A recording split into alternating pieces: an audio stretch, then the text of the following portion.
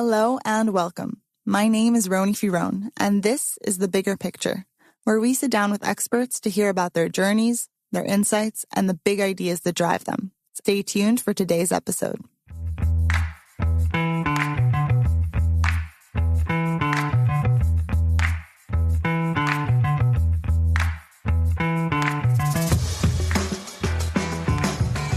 In today's episode, I spoke with Professor Sam Gosling, a personality researcher from UT Austin. To start with, we should first ask ourselves, what is personality? There are endless theories and frameworks that try to describe, explain, and predict a person's characteristic nature, as well as many different approaches to studying and measuring an individual's personality. In this episode, Sam gave us his take on what personality actually means and explained the different levels of analysis that we should pay attention to when venturing into this field. Throughout his career, Sam has studied how our personalities are reflected in the physical spaces that we inhabit. What do our rooms, offices, and homes say about who we are? How can we learn about someone's personality just by observing their room or office, for instance? We spoke about all of the different clues we should look for when observing someone's space, as well as which personality traits are most easily detectable. Sam's fascination with physical spaces doesn't stop there, however. Recently, he's focused on the question of how can architecture affect our psychology? How can the layout and design of a physical space influence our moods, cognitions, and behavior? What kinds of rooms promote inspiration and creativity on the one hand, or rest and rejuvenation on the other? Our physical environments can have a profound impact on our psychological states, but to this day, little research is focused on systematically asking and answering these questions. We explored how architects can use psychology research to design spaces that take these psychological effects into account, and how, hopefully, one day, this can mean an evolution in the entire field of architecture itself. So if you'd like to know how our personalities can shape the spaces we inhabit, as well as how these same spaces can affect us, stay tuned for today's episode. Well, among other things, we're going to talk about this thing called personality today. But before we can do that, I'd like to know, how do you define personality? As a personality researcher, what does personality mean to you? Well, there's a lot of different ways of describing personality, and people have tried very hard. Essentially, you can think about it as how the field has defined it. Now, the field has a very limited way of characterizing personality. Really, the field equates personality to personality traits. And so what do we mean by traits? These are kinds of consistencies in the ways people think, feel, and behave. So we have lots of terms to say somebody's nervous or calm or gregarious or curious. Those sorts of things are personality traits. And virtually all of research on personality in recent years has focused on personality traits, so much so that, in fact, you could almost equate personality with personality traits. But I would say we shouldn't do that because, in fact, personality is so much more. And one of the people who I think has made the most powerful arguments against this is Dan McAdams, who said you can think of traits as really as the psychology of the stranger. It's sort of a very useful kind of first read on somebody. But if you just knew their basic traits, that wouldn't really be enough to say that you really know that person. I mean, if I gave you a personality profile just in terms of traits of somebody, would you want that be enough for you to marry them? Probably not, right? Because you don't really know who they are. And so McAdams says, in order to get to know somebody more deeply, you need to go a bit deeper and for things that are more contextualized. So these would be things like people's attitudes, their goals, their values, the things of who it is they want to be, what's important to them. That's the sort of the second level.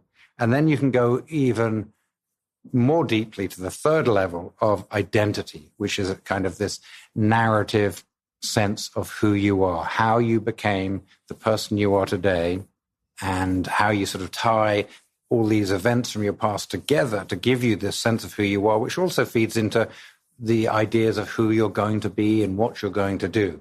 Now, the problem with those other two levels, the non-trait levels, is they're much harder to measure.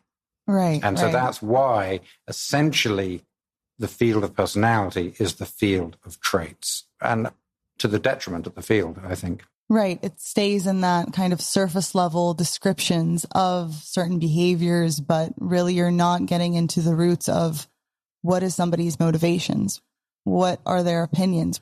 What are the inner workings that are specific to that person? Right. Like, why is somebody that way? Right. So in some of your earlier research, you explored how personality can manifest even in different animals. Mm-hmm. So what from your work with animals did you find about the different expressions of temperament and personality that they show?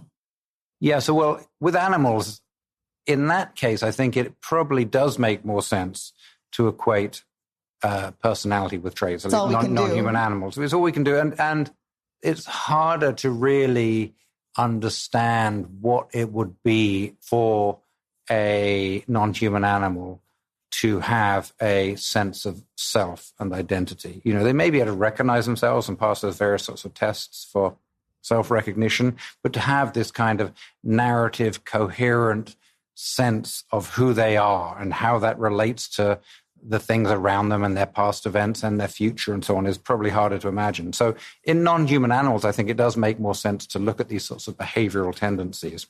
And, you know, and that's what we mean when we say, you know, an individual is calm, whether that's a human individual or a dog or a hyena or whatever it is. What we tend to mean is that individual will tend to be relatively calm across time and across situations. Now, of course, those things will change across situations like they do for everyone. So take the example of talkativeness. So sure, everybody's less talkative at the library than they are at a party. But still, at both the library and the party, the extrovert is more talkative than the introvert. So it doesn't mean you don't have personality because your behavior changes across situation. The point is you are still more talkative or more calm or whatever it is relative to other people. Exactly. And so that's the crucial point. And it's also, it's crucial that it extends over time, right? Anyone might be talkative for a few moments for some circumstantial reason. That's not personality either. And so those are the sorts of things we were looking at in non-human animals. And at the time I was studying it, I really didn't have a position on whether animals had personality. In fact, to be honest, I came to it from the perspective that they probably didn't, because it came from an experience in my first year of graduate school when I was just trying to understand, well, what is personality? And then sort of employing the kind of, you know, the philosophical reductio ad absurdum, thinking, okay, well, let's think of a case that clearly doesn't have personality. And I say, well, obviously, animals don't have personality. And humans do. So maybe if we could think, well, what is it that differentiates humans from non-human animals? We can learn more about what personality is. But then, of course, as soon as I began to think about it, I couldn't come up with any good reason why animals didn't have personality. So I began to try to think, well, okay, does it make sense to talk about animals having personality? And then I thought, well, why wouldn't it? And then the sort of second phase of the research was, okay, well, then how do we measure personality in animals? And then the third phase of the research was, okay, well, how can we use that? What can we do with it? But I should say, you know, when I first started doing it, it was quite hard to get that research going because many people thought it wasn't worth doing, but it was for two completely opposite reasons. So anybody who knew animals, who had multiple animals or grew up on a farm where there were animals, they thought, when I said, okay, my big point is animals have personality, they're thinking, well, of course they have personality. Well, woohoo, why would you even bother studying that? And then at the same time, there were people coming from sort of the anthropology kind of area, and many people in psychology too, who thought that any ascriptions of personality to non-human animals was merely anthropomorphism. It was just inappropriately projecting human qualities onto non-human animals and should not be done. It would be irresponsible to do so. You know, and they had good reason to, because, you know, there had been many cases in the past of people loosely ascribing human characteristics to non-human animals. So There was a reason to be cautious. Such as? What are these? Well, there was these famous cases of, Romanus, a contemporary of Darwin's, talking about the stories of the ants having a funeral and, and all those sorts of things. And certainly anthropomorphism does happen. So, for example, when I first started studying personality in animals, there weren't any instruments designed to measure personality in animals. So we kind of used a human instrument. We just took a human Big Five personality trait measure, which had all kinds of things that can be reasonably ascribed to dogs, you would think. Things like, is it energetic? Is it calm? Is it highly strung? Is it curious? So things that don't require much of a stretch of the imagination. But then there were also some terms, because it was an instrument designed for humans, that made less sense. So one of the terms on there was philosophical. So people had to rate their dogs on how philosophical it was. And I wondered what would happen. Would people put a question mark on the survey? Would they kind of call me over and say, hey, how do I answer this? Or this makes no sense. What would they do? Because, I think, dogs can be, I don't think they can be philosophical in the way humans can. I think they can, look as though they're philosophical or something like that. Looking up at the sky or something. Yeah, exactly. But it's not the same. And so, I wonder what they do. But what did they do? They just perfectly, happily rated their dogs on philosophical, all 300 people in the study. Just projecting? I think they just, somewhat projecting and imagining and thinking maybe it was kind of philosophical or something. So I think anthropomorphism in terms of, personality in animals clearly does happen. So the question is, what do you do? And I don't think what you do is kind of just shrug your shoulders and walk away. It just means you've got to go carefully. You've got to say, okay, well, do you get the same sorts of results when you do a study that doesn't rely on humans rating animals, but relies on, say, behavioral measures of their activity? Right. And did you find anything in terms of reactivity, for instance, animals that were more stressed? Essentially, we found, and this is based on research across a lot of different animals and a lot of different species, and using multiple methods. And essentially, across virtually all species, you find something that's akin to what in humans is kind of extroversion. Okay. And something akin to what in humans is the thing you're talking about, neuroticism or anxiety or something like that. Okay, so can you explain that? And I think that makes sense, because to be a successful kind of locomoting kind of creature in the world, you need to be sensitive to the opportunities, whether it's mating or food or habitat or whatever it is. And you also need to be sensitive to the dangers, what can go wrong. Those are important things to be able to do. And so I think they're pretty fundamental aspects of behavior, and virtually any animal needs to have those sorts of things. So those have pretty good analogs in humans and most other animals. So something that in humans would be called extroversion. In humans, it would have things like talkativeness as well and so on. But it's, in humans, the extroversion... It just has different expressions, really. Yeah. An introverted human behaves very differently. The actual behaviors are different from an introverted squid, say. Yeah. But it's essentially maybe serving much of the same function. Right, right. So, an extroverted human will be withdraw at parties. An extroverted squid will be hesitant to join others or cover itself with ink or whatever it is that a squid does. I don't really know. Interesting. And then there are other dimensions too. So the other thing that's often important in animals is some form of what in humans would be agreeableness, but in animals might be defined by the other end of aggression. So they differ in terms of their aggression. This was one of kind of the early studies that got me interested in the animal field. Even in fruit flies, you'll see consistent individual differences in the tendency of individual fruit flies to get into fights. So, they get into these kind of boxing matches where they whack each other with their legs and their wings. And some of those are more likely, they will be aggressive across time and across situation. The bully fruit flies. Yeah, exactly. And to me, it's very useful because I could say, hey, there's two individuals, one of which, is constantly getting into fights. Should we describe that as aggressive? And most people would say yes. And then I say, oh, by the way, they're fruit flies. And people go, oh, I'm not so sure.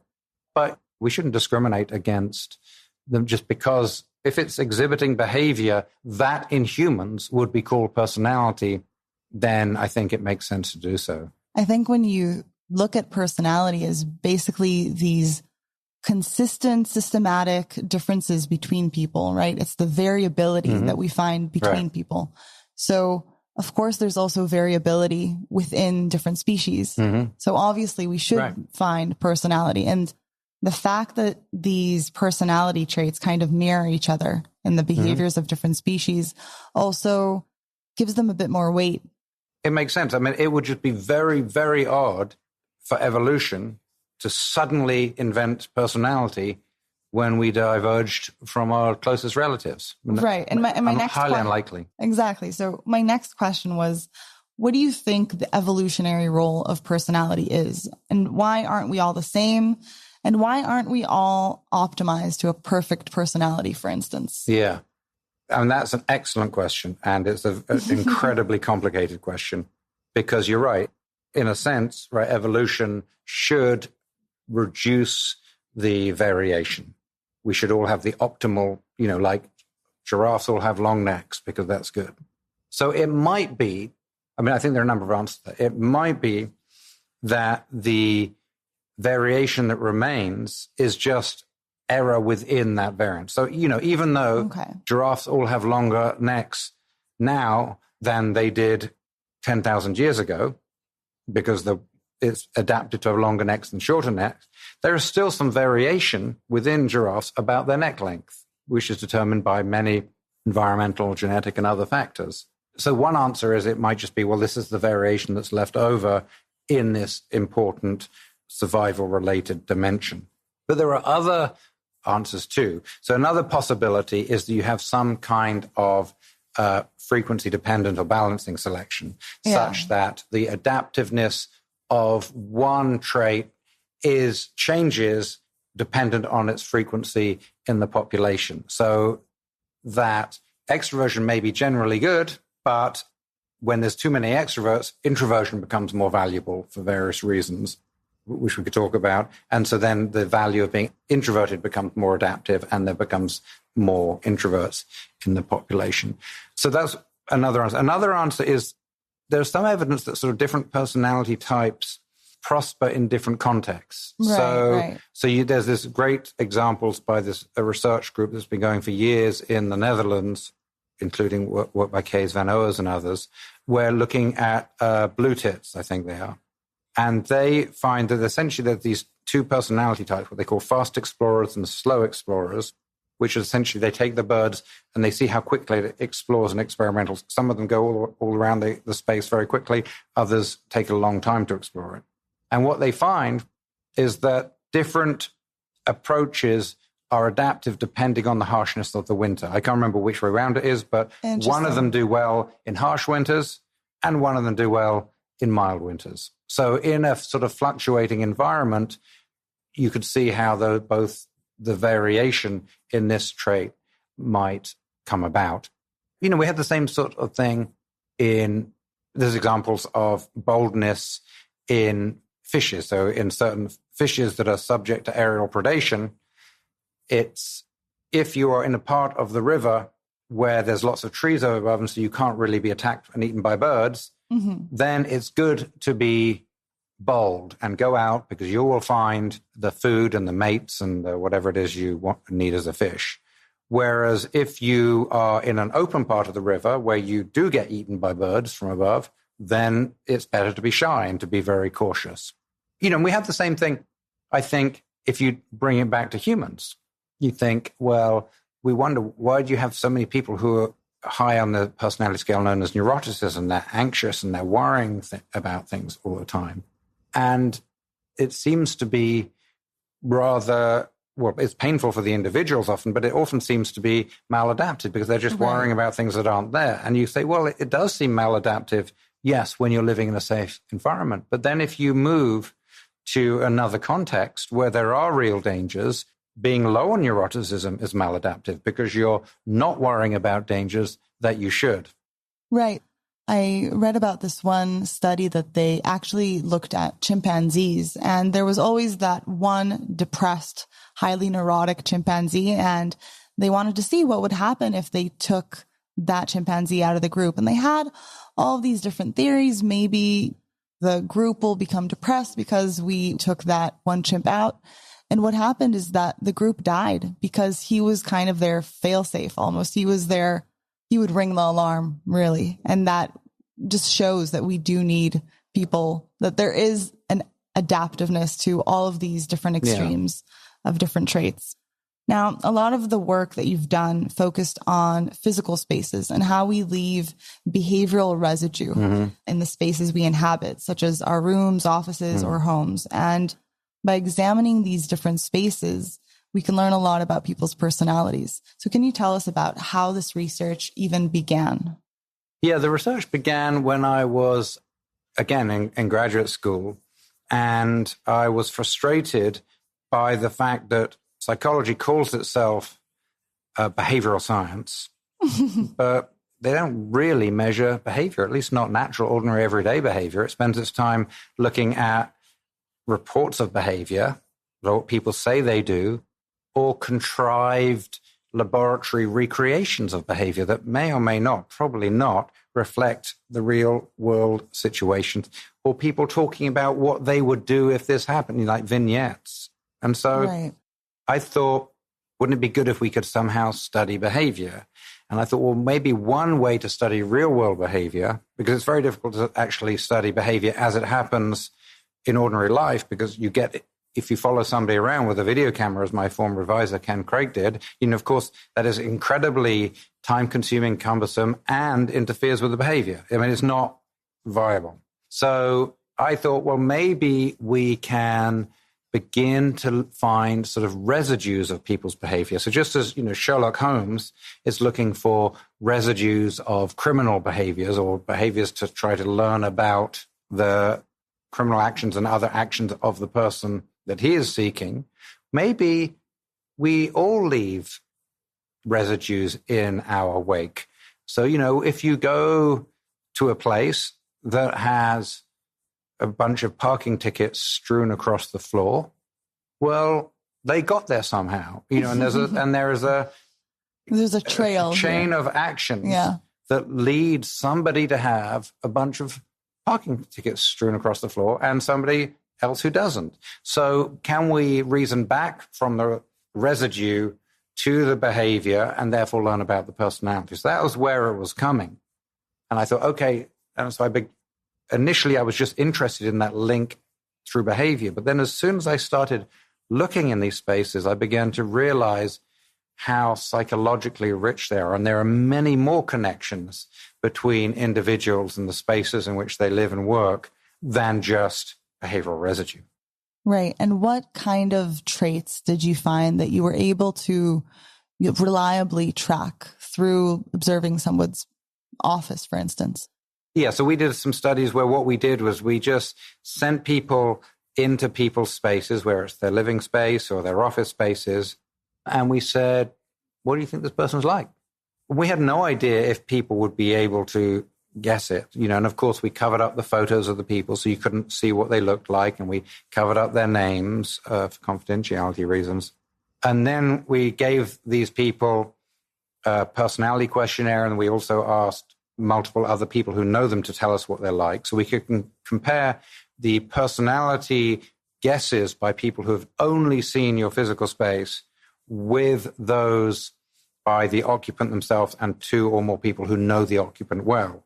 And the idea is, do those reports converge? And they do converge for some personality traits and not others. So the one that most people think will be accurately judged, and it was conscientiousness, which is, how kind of organized and reliable and tidy is somebody. So you could tidy somebody, so you can easily see how that would manifest in space. Is the place clean and tidy and organized? Do they have spare supplies? Those sorts of things. Yeah, you can't hide that. No, it's very hard. Yeah. In fact, a lot of people, when they hear about this research, think, well, you could just hide it and tidy it up. But you really can't.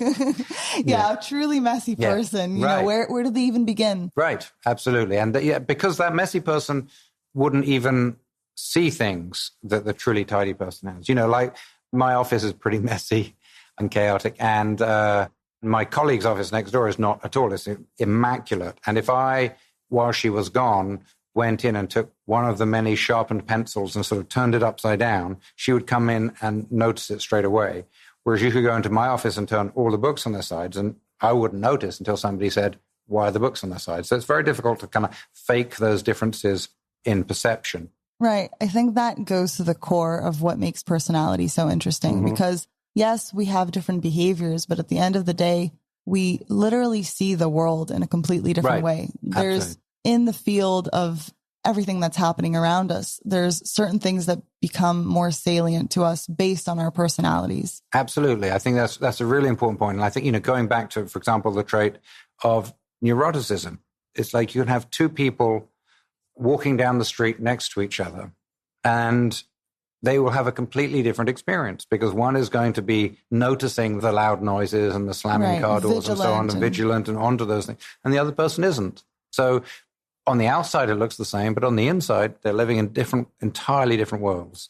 And I think you're absolutely right. Spaces are very good places for looking at that for a number of reasons. One, because you pick up these differences that are just in how the person views the world, and also because it tends to be the accumulation of stuff over a long period of time. And that begins to get manifested in these spaces, and we are sensitive to that. I didn't know if we would. It's quite possible that people with different personalities would have different spaces, but observers wouldn't be able to pick that up.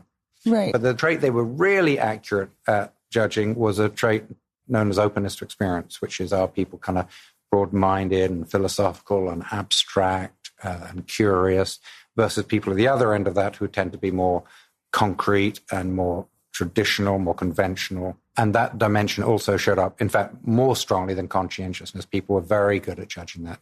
And what kind of things do you find in someone who's high in openness and someone who's low in openness? Yeah, so the people who are high in openness, if you think about, well, what is the kind of essential psychological difference? And the difference here is sort of like an interest in difference and the unknown.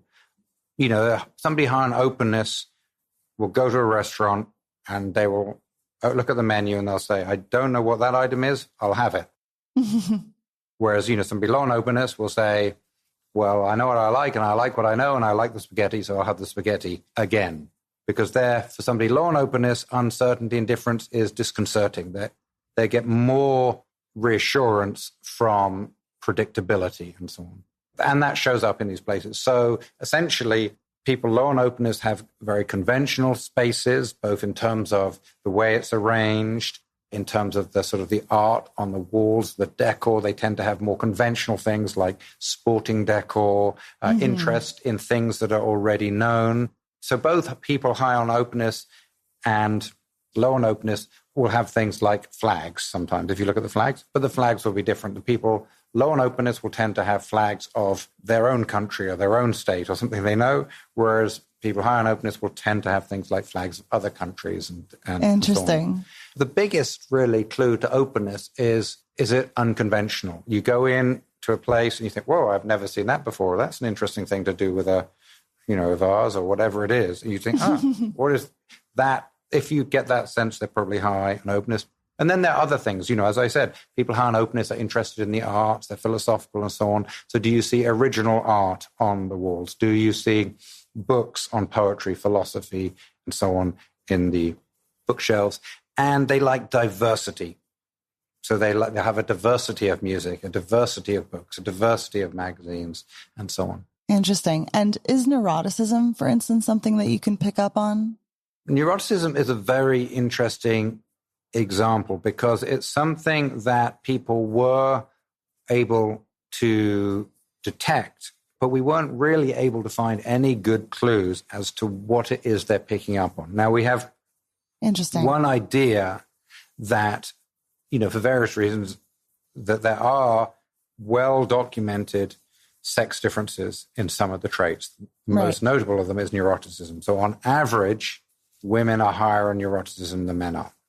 Okay. So I think one of the things that the judges may be doing is they are going into the spaces, and when you're in the types of rooms we were looking at, which were mainly dorms and so on, you could quickly tell whether you're in a male or a female's room. Right. And then say, okay, I'm going to make my judgment of the space, but those are going to also be informed by my stereotypes about differences between men and women. It turns out that some of those stereotypes have a kernel of truth to them. So the stereotype that women are more anxious than men tends to be true. So if you do raise your guess of whether the occupant is neurotic purely because you think they're female, that will actually help your accuracy because that has some validity to it.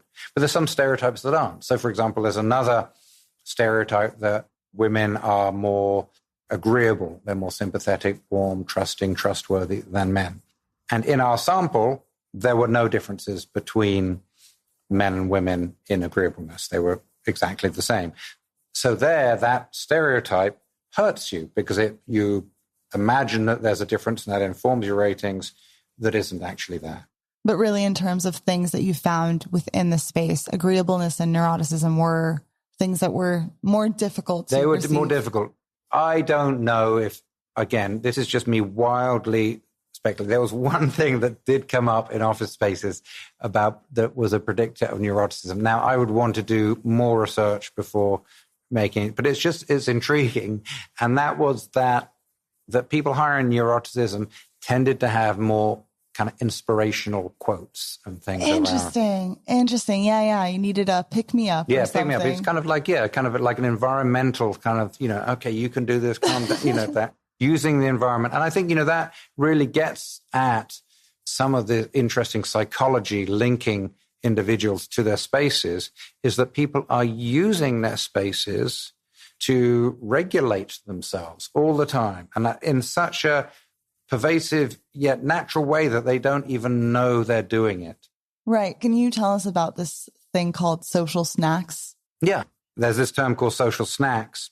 And essentially that is the idea that most of your listeners probably have a photo on their phone or on the back of their laptop, on the screensaver on the laptop or up around. And and that's probably of a loved one or a favorite person or a favorite place or something like that. So, and the idea here is just as you're hungry for food, you might have some snacks around, that you might also be kind of missing your child. And you're missing your child and you can look around and think, there's a photo of my child on my phone or on the photo next to the thing. So in a way, that is a great example of how people use their spaces to regulate their emotions in ways they're probably not realizing they're doing. And it also shows how the very same object in a space can serve different functions. So if I have a photo of me with my kids by my computer facing me, then it's probably a social snack. It's for me to try to regulate my own emotions. Whereas you take the very same photo and turn it around 180 degrees so it's facing the people who come to meet me in my office, then the function is different. It's about making a claim about their identity, about telling others, this is who I am. So, I think going around these spaces, you learn, it's not only what people have and the condition they're in, it's their orientation and location is critical in trying to understand the psychological function that these items serve within people's spaces. Right. All of these factors are playing together. You guys thought at all about incorporating AI or machine learning in terms of analyzing these different photos of the spaces? Of course, because AI is going to be much better at picking up patterns that we can't. The issue, of course, is getting a sufficiently large sample. Data set, yes. Yeah, which I don't yet have, but I would love that to happen. I'm sure that you could get lots and lots of photos of people's spaces. The challenge would then be getting the other information to relate it to. But that sounds like a very reasonable thing to do. I mean, it's probably, it sounds viable to me. Yeah. So from this focus on physical spaces, you've recently begun to explore the larger question of not only how our personality affects the spaces around us, but how do the physical spaces we inhabit affect us and our psychology? So you found that there are certain ambiances that people are looking for in their homes, and that people want a different ambiance in their kitchen than, say, their bedroom. So what are these larger categories of ambiances, and how can they better inform modern architecture today? Well, we're just really developing our understanding of what sort of the broader ambiance dimensions are. And I think it goes back to this idea that people are seeking out certain things in spaces, even when they don't realize they're doing it. And a lot of this research that we've been doing on ambiances stems from a work by a visionary architect called Christopher Travis, who I was learning about his work. Now, I'm a big promoter of saying we should introduce more psychology into architecture, because I think it's incredibly important in terms of that architecture is designed to help us flourish professionally and personally and spiritually in whatever other way. I think it can play a huge role in that. And I think that involves two parts. One is integrating sort of psychological ideas into architecture. And then the other is essentially integrating the scientific method into architecture. Because there's lots of architects who will tell you they are integrating psychology. But then when you look what they're doing, they say they're doing research, but it is nothing that any researcher would recognize as research. They're having interesting thoughts about it and talking to people about it, but it's not what I would recognize as research. And Christopher Travis, he's not a researcher, so he's not doing the second thing I talked about, but he, more than anyone else I know, really is integrating psychology into his practice. And so he put psychology front and center. And he was the one who started to ask his clients, okay, so what kind of feeling do you want to have in the family room or in the kitchen or in the bedroom or something like that?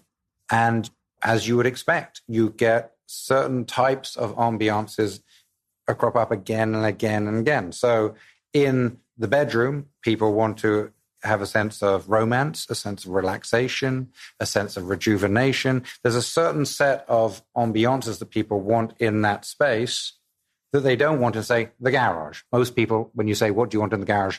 They don't say romance and relaxation. They say organization and productivity or something like that. Right. And so a lot of the work we have been doing is just trying to get a sort of basic taxonomy of what ambiances people seek to have. Because it's only once we have this taxonomy that architects will be able to integrate that information into their work and make sure that they ask their clients the right questions.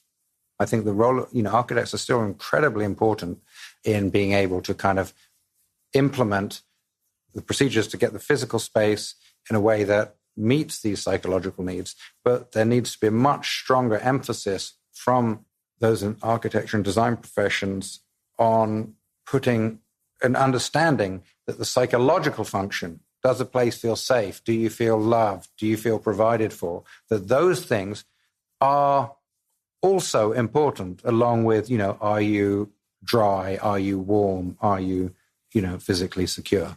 Absolutely. And I think architecture today is kind of in a bit of an identity crisis. So it would help out a lot to explore this different avenue of trying to inform how we build our buildings with actual psychology and with what people are actually looking for. Well, buildings are incredibly important. They are incredibly important for how our well-being, our physical and mental well-being, our productivity, creativity, relationships, they play a huge role in all of those things. And I think I love architects. I love architecture. And, I think, architects are also would support those, but their training, comes from the artistic background. Architects do not typically have any classes in psychology or any classes in science. They have a class in studios. It's taught as a studio art. It has that tradition. And if you think of other professional schools like law or medicine or dentistry or whatever, they also have a very big research division, which is engaging in research in the medical school. Like, what type of device do we need to help somebody move their arm better or whatever it is? I don't know what but they have. It seems nuts to me that we don't also have the same thing in an architecture school where like half the school is devoted to thinking, okay, how can we make somebody have a sense of security or safety or whatever it is? I love art, and I love big art, monumental art.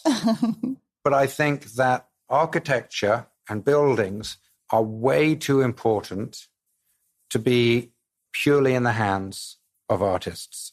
We don't let artists run the power grid or the police or the police force or build bridges, because it's really important. And so I also think that is true of designing buildings. I mean, sure, I think the artistic side can make a good contribution to it, but to me, it's absolutely bananas that they're just kind of making it up. Right. I mean, they're not doing research. They don't know. You know, if I was to say to an architect, okay, what things have you done in this space to help people sleep better? And how do you know that? They would say, well, they would go on their intuition. But we know a lot about sleep. Psychologists know a lot about sleep. Why shouldn't they be collaborating with the architects? If we could just make 10% of the people sleep 10% better, we'd solve so many problems. You'd solve relationship problems, you'd solve work productivity. If you could just get people to sleep better, many people to sleep a bit better, then you'd already be making big contributions. Absolutely. Just installing some blackout curtains in every building would get you there. And we need to talk to the scientists about, okay, and that's not just in terms of the people who are designing the places where you sleep. It's also the people designing the offices to make sure you get sufficient daylight and sufficient ventilation. Right. I mean, I'm not a sleep researcher, so I don't know what those things are that we would do. But I can guarantee you, if you got a bunch of sleep researchers and said, okay, tell me how to make people sleep better, they would give you a big list of things that architects could then do to their buildings and make them better.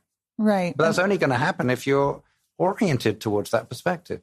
Right. And I mean, I think the joke is today on modern architecture that it feels that every building is trying to be this, unique expression of the artist behind the project, and doesn't really have in mind the customer who actually built the home, for instance. It's a vanity project by the architect often, or the company. Right. So a way to evolve this field would definitely be to go down the route of you're providing some sort of service at the end of the day. Right. You're providing a home, an office, whatever it is, you're providing the space and humans inhabit that space.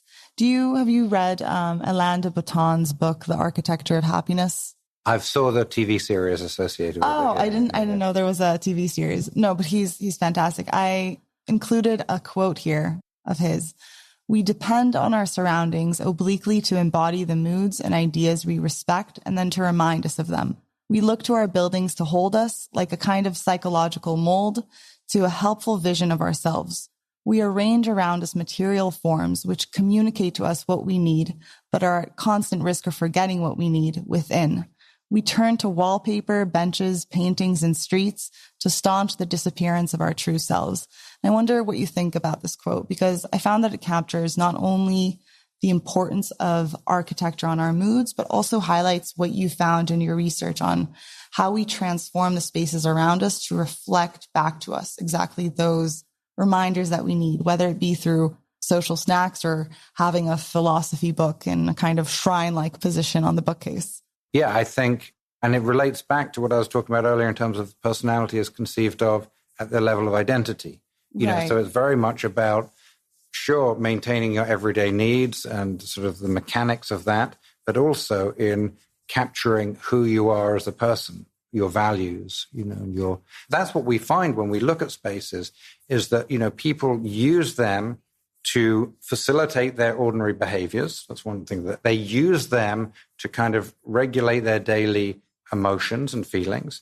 And then they also use them to project their identity to the self and to others. And I think, all of those features are captured in that quote. Right.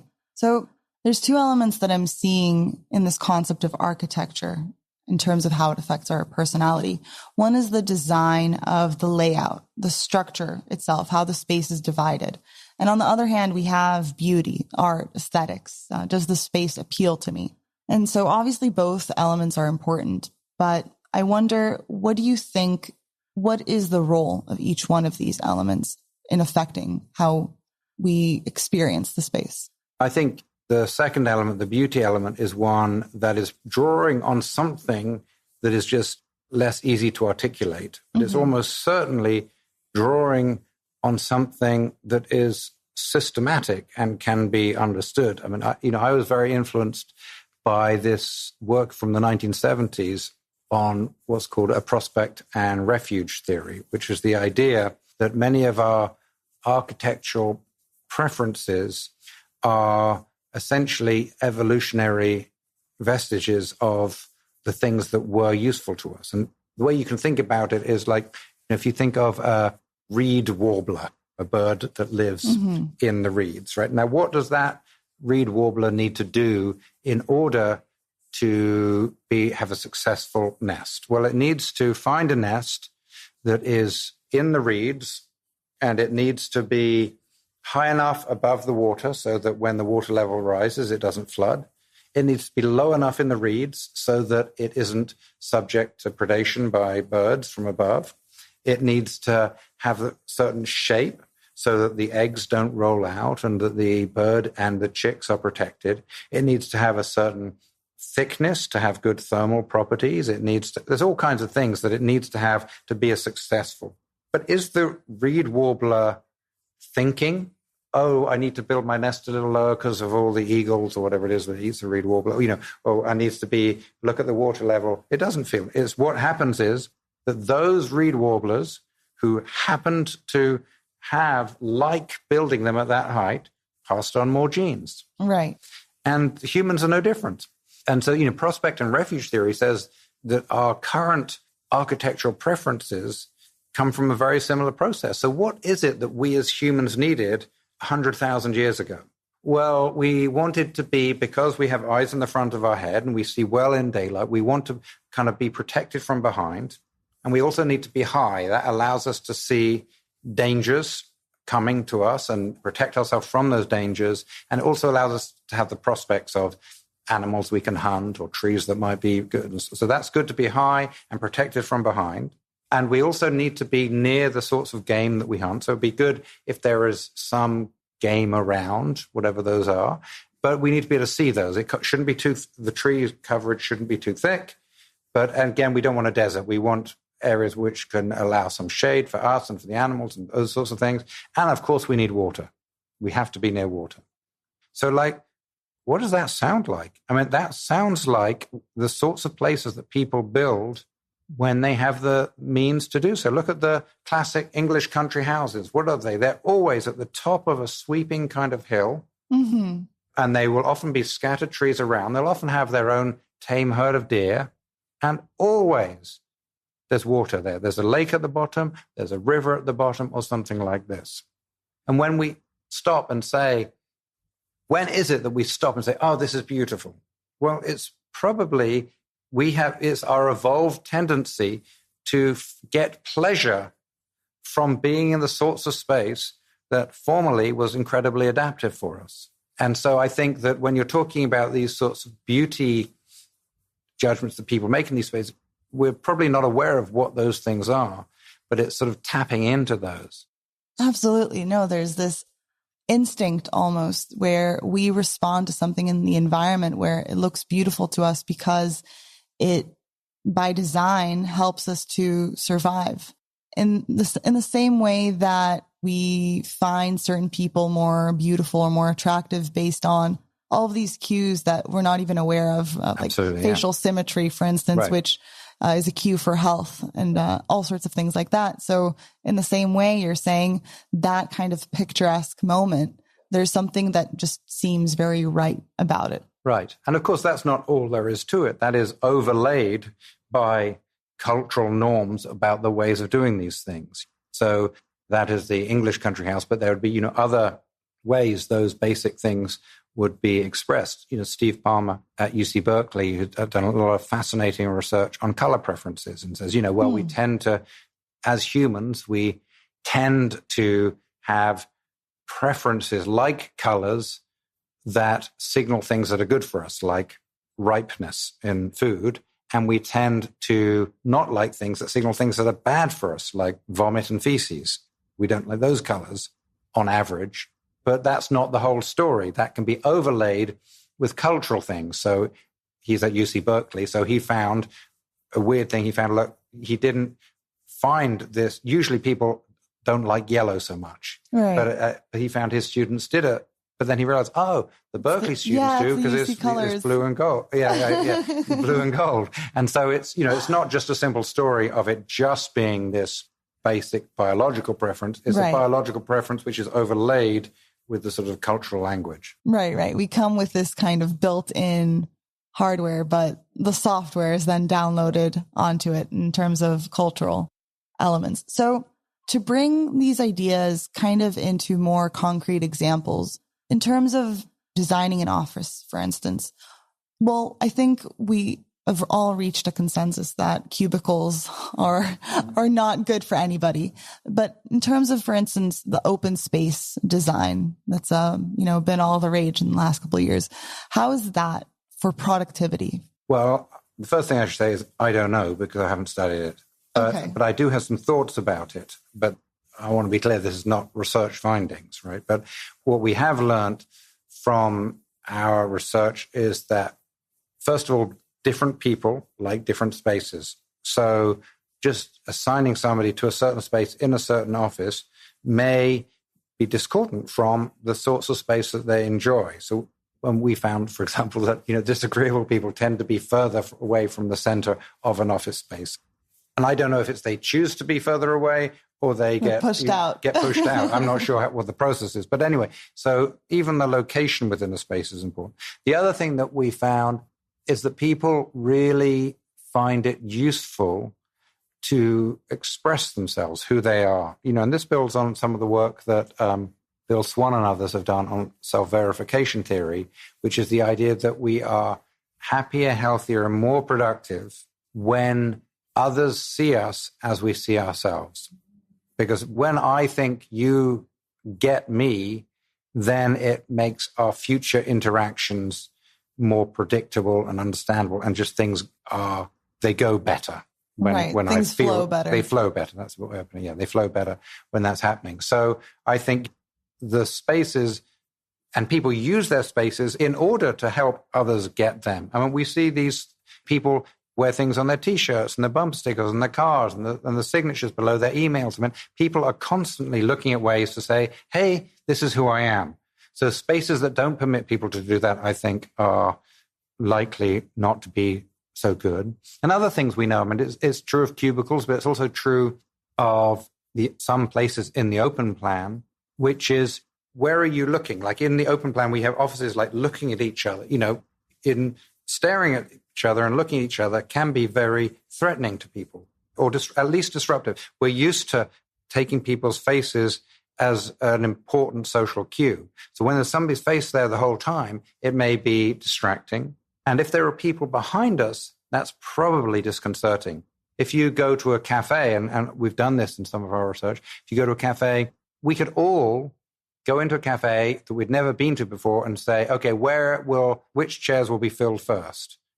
And we will all point to the same chairs. It will be the ones with their backs to the wall, where you can see the action, you can probably see the door, you can probably maybe see the counter as well. And there'll be certain places that just are more comfortable because we don't like individuals behind us. And so one of the problems with some of the open plan is there are constantly people moving. Even if we're not consciously aware of it, having people behind us is not a good feeling.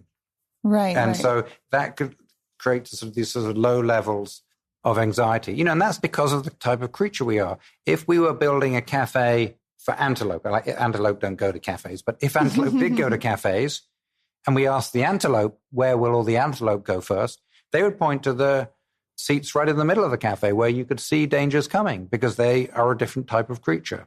So I think this behavioral and psychological perspective can inform our understanding of these kinds of spaces.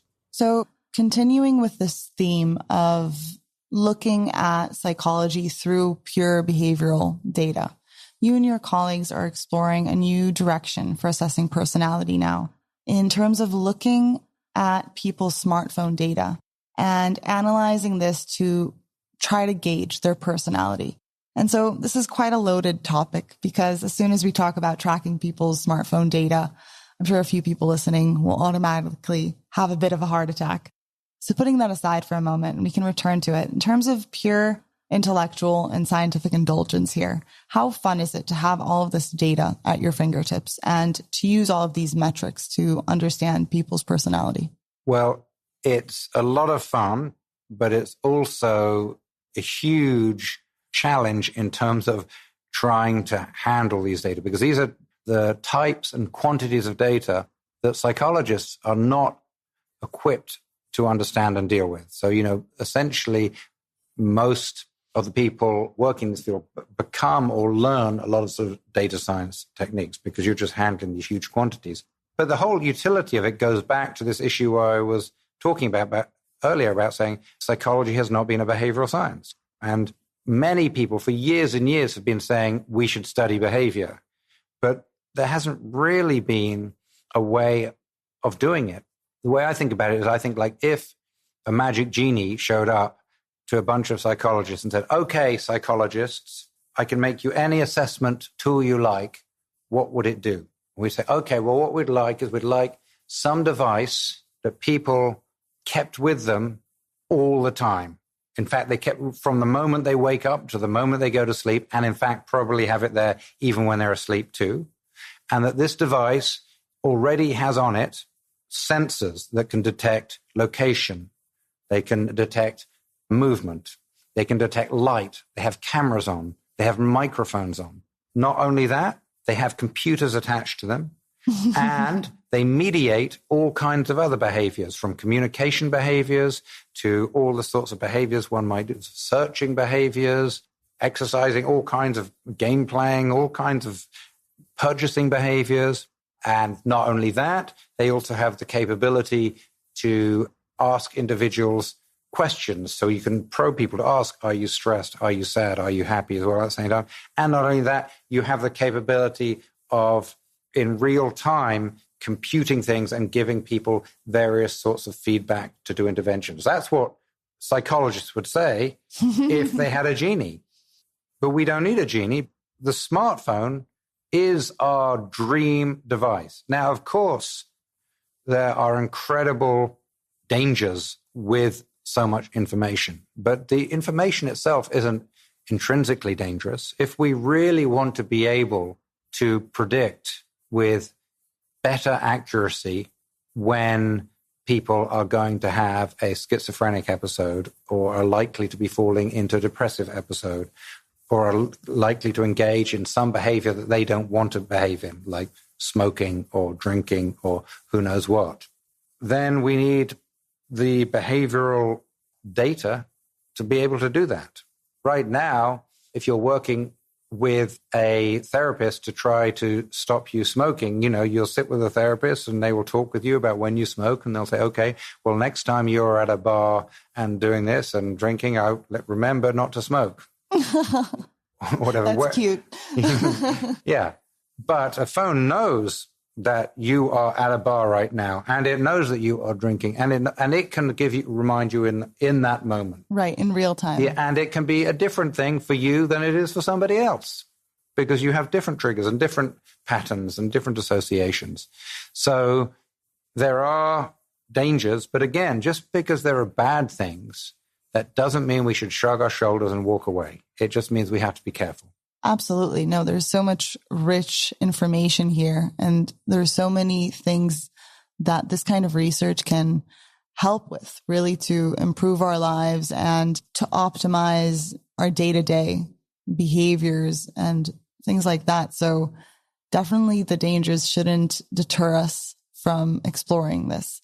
Now, just to give a little bit of context, what kind of metrics were you guys looking at, and kind of metrics have you already found do kind of reflect different personality traits? Yeah, well, I should say we're at the very early stages of this field, because we're still figuring out how, if we are, for example, getting snippets of conversation, or even if it's not conversation, we could classify, is this person talking? The question, it involves so much highly complex analysis that it's quite hard to do. But we are, for example, at this stage, I would say we're sort of validating the instruments. So we have been able to find, for example, that as you would expect, so this is not a big surprise, but that you can predict extroversion from various communicating behaviors, from, texting, talking, and being in the vicinity of others. So I wouldn't say that what we have found is sort of groundbreaking in its sort of substantive finding, but it's very important in showing that this method is viable and has tremendous potential. Right. And just kind of clearing up the data and making sense of what to look for in the future. Right. Like, you have the microphone, which might be using some voice classifier saying, is there voice there? Well, is that a voice from a conversation or is that a voice from the TV? And if there's not, if somebody's communicating by typing, how does that detect whether you're actually typing? One of the ways some researchers have looked at how much people are with others versus not is looking at Bluetooth devices nearby. But sometimes that they might be near a printer, which has a Bluetooth device, or a speaker or whatever it is. Yep. So a lot of it is working out the nitty-gritty. But this work is destined to transform the field of psychology. And if it doesn't transform the field of psychology, psychologists should give up and go home, because this is really the Holy Grail. The Holy Grail, yeah, in terms of understanding behavior. In terms of where you would like to see this research go, what do you think one of the real benefits of it could be? Well, finally, it's really making the behavioral sciences behavioral. It's interesting to learn about people's self-conceptions as an interesting topic, but it's not necessarily telling us much about what's really happening. So I think another important element of this, especially sort of the smartphone research, is that it can really scale. So it's very hard for me to reach, in old-fashioned ways, reach many people all over the world. But so many people now have smartphones, and it doesn't take more than sending somebody a link so they can download the app onto their phone and it can collect the information, and you can go through all the safeguards and so on. So it really allows us to fill in the details. So, for example, we've done a little bit of research on what are the things that help people learn. So in our classes, what are the factors that contribute to people improving in their studies? And we have these ideas. We can measure them in this class, and in the next class we can ask some questions, but we don't really know. We can't fill in the details of mechanically what is the person who is beginning to thrive doing differently from the person who isn't. Where are they speaking more? Are they traveling more? Are they going to certain places? Are they This essentially allows us to fill in these gaps from these very occasional assessments we have done up till now. Right. And the data is all there. It's just a matter of tracking it and making sense of it at this point. Making sense of it. Yeah, absolutely. Yeah. So kind of circling back to where we started with personality, because I know that if I don't ask this, then people will get upset with me, because this is a question that comes up a lot. Do you think that personality is constant, or do you think personality is something that changes? All the evidence suggests that it changes, but it tends to change slowly on average. And there are some things that change for all people. So, for example, as our brain develops, virtually everybody gets more conscientious as they move through their teenage years to their 20s and 30s and so on.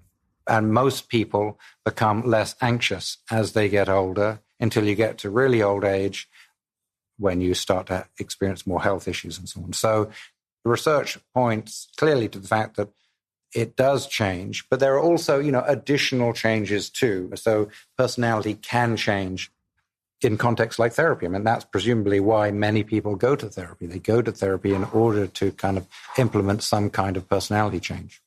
I see. And so this kind of, starting point of your personality, and then the changes that happen on top of that, I wonder if those changes, how big could they actually be? Yeah, I mean, I think there's change, but there's change within limits. The good example, I think, is extroversion. The way I think about it is kind of your biology kind of places you sort of somewhere on a scale, and with a certain amount of wiggle room around that. So if you're biologically very introverted, if it's a 10-point scale, you might say, okay, your biology puts you at a 2, but there might be enough wiggle room with concerted effort and various other things to get up to a 4. Right. But you're not going to be the most extroverted person in the room. And, and you see this, like, I think, extroversion is a good example. Like, the way I think about extroversion is, when you go to a party, how do you feel? Extrovert comes out of a party ready to go. Their batteries are charged. That was a great party. All those people. Where is the next party? Let's go. Whereas the introverts come out from a party exhausted. I don't want to see people for 10 days hide. now. Right. Yeah. They'll make an excuse. They'll go and hide in the toilet for a while just to kind of get over all of that stimulation. And I think many introverts learn, because in many cases it's adaptive to be extroverted in many sort of social and professional contexts. Extroversion is good. So many introverts can learn to kind of behave like an extrovert. But I don't think an introvert will ever truly feel that way, of that excitement, batteries charged feeling after a party in the way that an extrovert does. Right. They're not wired in the same way. So there's a cost, an energy cost to that kind of interaction. Wonderful. Sam, it's been a pleasure speaking with you today. I think the work you've done is really unique, and I'm really excited to see how your current research progresses. Not at all. Thanks a lot for chatting with me.